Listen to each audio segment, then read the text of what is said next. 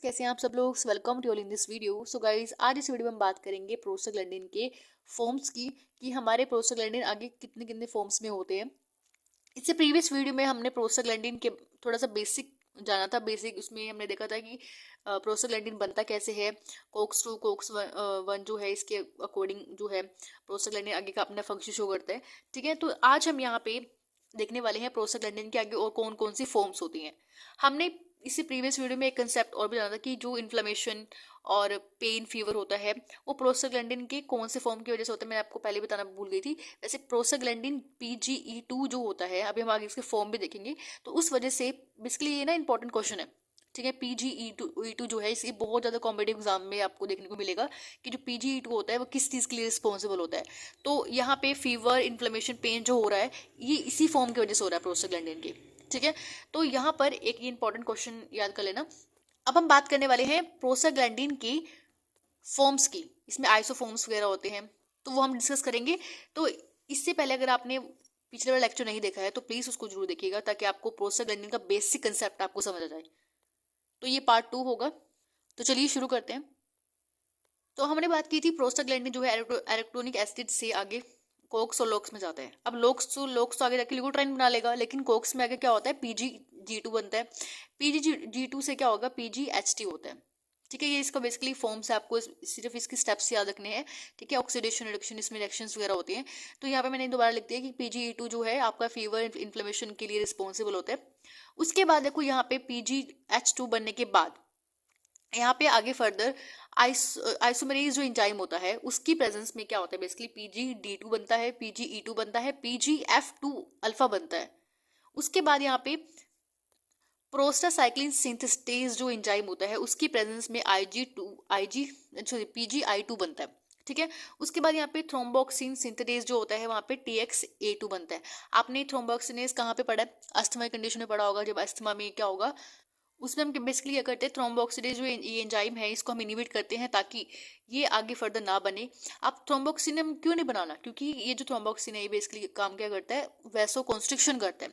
अगर अस्थमा के केस में वैसो कॉन्स्ट्रिक्शन हो जाती है, ब्रोंकियो कॉन्स्ट्रिक्शन हो जाती है अगर, तो और दिक्कत होगी इस पेशेंट को, सांस लेने में प्रॉब्लम होगी। तो इस केस में हम इसको क्या करना होता है, इनिबिट करना होता है। मैं आपको क्लासिफिकेशन में दिखा देती हूँ। आपने थियोफाइलिन्स पढ़े होंगे, ठीक है, क्लासिफिकेशन में, तो वो सारे इसमें ड्रग्स इस्तेमाल होती है। तो देखो, मेरा कहने का मतलब क्या है कि सारे पॉइंट्स को कनेक्ट किया करो। ठीक है, जब भी कोई टॉपिक पढ़ते हो ये टॉपिक बहुत ज़्यादा इंपॉर्टेंट है। जब आप आगे, अगर आपने क्लासिफिकेशन अभी नहीं पढ़ी है, अस्थमा की वो कैटेगरी नहीं पढ़ी है अच्छे से, तो एक बार इन पॉइंट्स को कनेक्ट किया करो। ठीक है, ताकि आपका कंसेप्ट जो है अच्छे से और बिल्डअप हो सके। तो अब हम इसकी बात करते हैं फंक्शंस की। तो हम फंक्शंस इसी वीडियो में देख लेते हैं आगे। देखो, इस क्लासिफिकेशन को एक बार सारी को नोट कर लेना। ठीक है, और यहाँ पे जो भी इसके मैंने आपको स्टेप्स दिखाए हैं, इस स्टेप्स के अकॉर्डिंग इस छोटी सी क्लासिफिकेशन को एक बार नोट कर लो सारे। ठीक है, तो अब हम इसके फंक्शंस जानने में इजी रहेगा, ताकि जो ये सारे हमने देखी है अभी फॉर्म्स, इनका अलग अलग फंक्शंस होता है। अब देखो, अगर आप बात करते हो ब्लड वेसल्स पे, अब ब्लड वेसल्स पे प्रोस्टाग्लैंडिन का क्या इफेक्ट रहेगा। अब देखो, ब्लड वेसल्स, दो चीजें होती है ब्लड वेसल्स में, या तो डायलेशन होगा या कॉन्स्ट्रिक्शन होगा। ठीक है, वैसो कॉन्स्ट्रिक्शन या डायलेशन। अब डायलेशन में कौन कौन से प्रोस्टाग्लैंडिन हेल्प करते हैं, कौन कौन सी फॉर्म हेल्प करते हैं। देखो, prostaglandin IG2, H2, D2, E2 और I2, ये सारे के सारे क्या करते हैं, वैसो डायलेशन करती हैं। और यहाँ पे PGF2 अल्फा होता है और यहाँ पे थ्रोम्बोक्सिन होता है, ये कॉन्स्ट्रिक्शन करते हैं। देखो, थ्रोम्बोक्सिन का मैंने आपको बताया था कॉन्स्ट्रिक्शन होता है, ब्रोंकियो कॉन्स्ट्रिक्शन होता है, और F2 अल्फा भी कॉन्स्ट्रिक्शन ही करता है। तो इनके अकॉर्डिंग हमें देखना होता है, जब भी वैसो डायलेशन की अगर हमें जरूरत पड़ रही है बॉडी में तो वैसो डायलेशन कराएंगे, कॉन्स्ट्रिक्शन करनी है तो कॉन्स्ट्रिक्शन कराएंगे। ठीक है, उसके बाद देखो यहाँ पे हमारा होता है यूट्रस। यूट्रस में हम दो प्रोस्टाग्लैंडिन इस्तेमाल होते हैं, PGE2 और PGF2 अल्फा। अब ये जो दोनों काम क्या होता है, देखो ये जो PGF2 है और ये E2 है, ठीक है, इसमें थोड़ा एक्सेप्शनल है। वैसे तो डायलेशन करा रहा है, लेकिन ये कॉन्स्ट्रिक्शन भी कराता है in case of uterus constriction. ठीक है, और ये F2 अल्फा तो है ही कॉन्स्ट्रिक्शन के लिए रिस्पॉन्सिबल, मतलब यहाँ पे कॉन्स्ट्रिक्शन ही कर रही है। तो यूट्रस के अंदर कॉन्स्ट्रिक्शन करते हैं दोनों दोनों ही जो फॉर्म्स है प्रोस्टाग्लैंडिन की, कॉन्स्ट्रिक्शन करेगी। देखो, अब यहाँ पे क्या होता है, जब भी मेंस्ट्रुअल साइकिल में के दौरान क्या होता है, कॉन्स्ट्रिक्शन होती है। ठीक है, जितना भी एंडोथेलियल लेयर जो होती है वो, सॉरी एंडोमेट्रियम जो लेयर होती है वो क्या होती है, टूट के बाहर आती है, ब्रेकडाउन होकर बाहर आती है। तो उस केस में कॉन्ट्रिक्शन होना, यूट्रस का कॉन्ट्रिक्शन होना जरूरी है। ठीक है, और तभी वहां पे क्या होता है, क्रैम्प्स आते हैं। ठीक है, तभी इतना पेन क्रैम्प्स वगैरह होता है। अगर मान लो, अब देखो ये तो केस है मेंस्ट्रुअल साइकिल का, अगर मान लो कोई वुमेन जो है शी इज प्रेग्नेंट, तो इस केस में हमें ये जो प्रोस्टाग्लैंडिन वगैरह है, देखो नसेड्स जो होते हैं नॉन स्टेरॉयडल इन्फ्लेमेटरी, तो उस केस में हमें प्रेगनेंसी केस में अवॉइड करते हैं। अब इसका रीजन क्या है, क्योंकि प्रोस्टाग्लैंडिन को अगर हम, काफी सारे होती है सिलेक्टिव नॉन सिलेक्टिव, आपने पढ़ा भी होगा, तो उस केस में हम इसका अवॉइड करते हैं, क्योंकि यहाँ पे यूट्रस से कॉन्ट्रैक्शन बढ़ जाती है। अगर यूट्रस की कॉन्ट्रैक्शन बढ़ेगी तो अबॉर्शन के चांसेस बढ़ जाते हैं। ठीक है, तो यहाँ पे ये पॉइंट भी याद रखना। अब नेक्स्ट हमारा है स्टमक में। स्टमक में मैं आपको ऑलरेडी बता चुकी हूँ, एसिड की सिक्रीशन को कम करता है और यहाँ पे म्यूकस की सिक्रीशन को बढ़ा देता है, ताकि हमारे जो स्टमक में अल्सर ना हो, पेप्टिक अल्सर ना हो।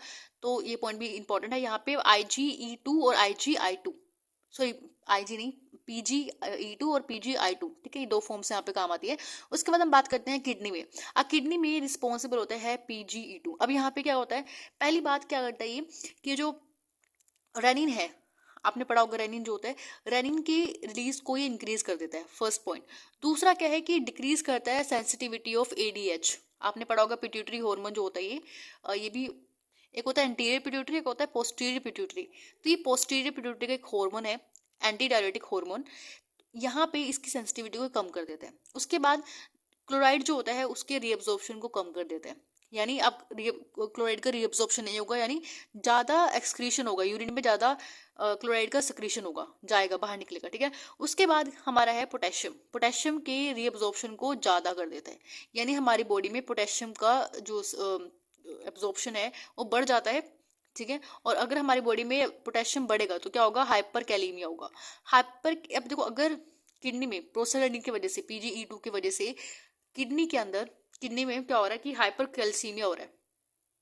ठीक है, अब इसमें क्या होता है, बॉडी में अगर हाइपर कैल्सीमिया होगा तो उस सिंड्रोम, अगर उसका सिंड्रोम बन जाता है तो उसको हम बोलते हैं बार्टर्स सिंड्रोम। अब ये बार्टर्स सिंड्रोम बेसिकली इसमें, इस केस में याद रखना कि बार्टर्स सिंड्रोम जब भी आपको आएगा पॉइंट, तो यहाँ इस पॉइंट से कनेक्ट करना कि प्रोस्टाग्लैंडिन E2 की वजह से किडनी में रीअब्जॉर्प्शन बढ़ने की वजह से पोटेशियम का, उस वजह से ये सिंड्रोम हो रहा है। ठीक है, अब देखो नेक्स्ट हमारा आता है आईज में। अब आईज में क्या होता है, आपने ग्लूकोमा पढ़ा होगा, उसमें जो हमारा ड्रेनेज सिस्टम होता है उसमें प्रॉब्लम हो जाती है। तो प्रोस्टाग्लैंडिन F2 अल्फा जो होता है ये वैसो कंस्ट्रिक्शन कराता है। अब जब भी वैसो कंस्ट्रिक्शन होगी और ब्लड वेसल्स कंस्ट्रिक्ट कर जाएंगी, अब एक्वस ह्यूमर यहाँ पे डिक्रीज हो जाएगा। ठीक है, तो यहाँ पे हम इसको ग्लूकोमा के केस में इस्तेमाल करते हैं। हमने ग्लूकोमा के बारे में अच्छे से पता होना चाहिए। जब भी हम ग्लूकोमा के बारे में नेक्स्ट वीडियो हम जब भी होगा तो उस चीज़ को देख लेना। ठीक है, तो इसके लिए आपको पहले यहाँ पे ग्लूकोमा के बारे में अगर पता होगा तब आपको यहाँ पे समझ आएगा। ठीक है, अगर आपने पढ़ा तो ठीक है, अगर नहीं पढ़ा तो एक बार उसको जरूर देखिएगा। नेक्स्ट है CNS। अब CNS में क्या फंक्शन होगा, आपने पढ़ा कि एंटीरियर पिट्यूटरी एक पोस्टीरियर पिट्यूटरी होती है। अब एंटीरियर पिट्यूटरी के हॉर्मोन्स होते हैं, देखो पहले तो आपको पता चाहिए जो एंटीरियर पिट्यूटरी है उसमें हमारे सारे हॉर्मोन्स होते हैं, ये FSH, gonadotropins, growth hormone, prostaglandin, TSH यानी थायराइड स्टिमुलेटिंग हार्मोन, और ACTH। ठीक है, तो ये पांचों हार्मोन जो होते हैं ये आपका एंटीरियर पिट्यूटरी बनाती है, और जो ऑक्सीटोसिन होता है वो आपका पोस्टीरियर पिट्यूटरी बनाती है। ठीक है, तो इन हॉर्मोन्स का आपको डिफरेंस पता होना चाहिए कि एंटीरियर पिट्यूटरी कौन सा बना रही है, पोस्टीरियर कौन सा बना रही है। तो जितने भी हॉर्मोन्स एंटीरियर पिट्यूटरी बना रही है, अब CNS में क्या होगा, प्रोस्टाग्लैंडिन इस एंटीरियर पिट्यूटरी की एक्टिवेट कर देती है। अब जब एंटीरियर पिट्यूटरी एक्टिवेट होगी तो उनके हार्मोन भी एक्टिवेट हो जाएंगे, हार्मोन ये सारे ज़्यादा बनेंगे, ग्रोथ हार्मोन ज़्यादा बनेगा, प्रोस्टाग्लैंडिन ज़्यादा बनेगा, FSH, ACTH। ठीक है, तो ये सारे फंक्शंस भी यहाँ पे एक्टिवेट हो जाएंगे।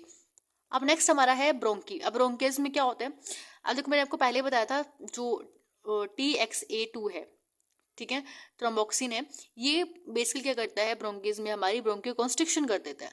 ठीक है, जिस वजह से अब अस्थमा में भी इसको हम इस्तेमाल करते हैं, इसको इनिबिट कर देते हैं। ठीक है, इनिबिट करने के बाद यहाँ पे ब्रोंकियो कॉन्स्ट्रिक्शन कम हो जाता है, डायलेशन की वजह से डायलेशन हो जाता है, तो उससे यहाँ पे ये अस्थमा के केसेस में काम आते हैं। अब नेक्स्ट हमारा है डक्टस आर्टियोसिस पेंटेंसी। अब ये किस केस में होता है, आपने पढ़ा होगा जो फीटस होता है, ठीक है, उसमें जो ये बेबी होता है, अब ये एम्बिलिकल कॉर्ड से जुड़ा होता है। ठीक है, अब इसको हम बोलते हैं डक्टस आर्टियोसिस। ठीक है, अब ये जो आपका एम्बिलिकल कॉर्ड होता है, अब एम्बिलिकल कॉर्ड में बेसिकली जैसे ये एम्बिलिकल कॉर्ड है, अगर इसमें कॉन्स्ट्रिक्शन हो जाता है, ये कॉन्स्ट्रिक्शन होकर के इसमें जो भी अब इसका मेन फंक्शन क्या होता है, इसका जो एम्बिलिकल कोड है, ये जो इतना भी न्यूट्रिशन है, गैसेस का एक्सक्रीशन सिक्रीशन करना, ठीक है, जितना भी न्यूट्रिशन है ये बेबी को प्रोवाइड करती है। अगर ये कॉन्स्ट्रिक्ट हो गई, अगर ये ब्लॉक हो गई, तो क्या होगा, तो यहाँ पे तो बेबी का सारा ग्रोथ जो है वो रुक जाएगा, तो बेबी का अबॉर्शन होने के चांसेस बढ़ जाते हैं। ठीक है, इस केस में बेबी जो है पूरा खत्म भी हो सकता है, डेड, मर भी सकता है।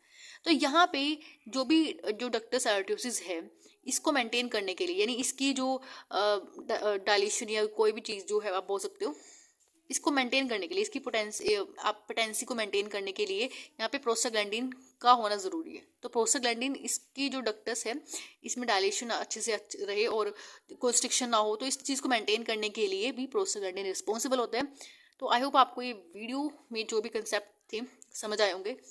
जितना हो सका है मैंने इसको शॉर्ट वे में और इजी वे में बनाने की कोशिश की है।